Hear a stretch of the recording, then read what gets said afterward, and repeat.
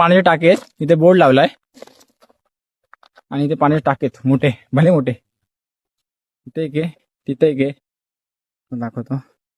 आणि त्या बोर्ड वरती ना असं लिहिलंय की गडकोट आपल्या पूर्वजांची पराक्रम आहे आणि इथले पाण्याचे टाके हे आपले तीर्थ आहेत. कारण की ना त्यांना सांगण्याचा उद्देश असा आहे की जे पण येतात, सगळेच नाही पण काही लोक जे पण येतात ते अशा पाण्याचे टाके दिसले, आपण बघितले हरिश्चंद्रगडला वगैरे, ते आंघोळ वगैरे करतात, पाण्यामध्ये जाऊन उतरून आंघोळ करतात, पाण्यात पाय टाकून बसतात. तर असं नाही केलं पाहिजे, योग्य नाही. आपण ज्याच्यासाठी येतो ते फिरून आपण घरी गेलं पाहिजे. आणि आपण इथे येतो याचा अर्थ आपण महाराजांचे विचार वगैरे फॉलो करतो म्हणून आपण एवढे चढून वगैरे वर येतो बघण्यासाठी. तर असं येऊन इथं उगीच चुकीच्या गोष्टी नाही पसरल्या पाहिजे. कारण की फिमेल्स वगैरे पण इकडे येतात, जे पण मी हरिश्चंद्रगडात सांगतो, जे बघितले लोक अंडरवेअर वगैरे तिथे आंघोळ करतात.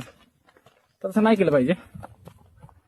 आपणच जर आपले पूर्वजांचे आणि आपल्या शौर्याच्या गोष्टी सांभाळणार नाही तर मग दुसऱ्यांकडनं आपण काय अपेक्षा ठेवतो, जे आपण नेहमी बोलतो परप्रांतीय परप्रांतीय, या प्रांतात राहून आपण तसं वागलं पाहिजे.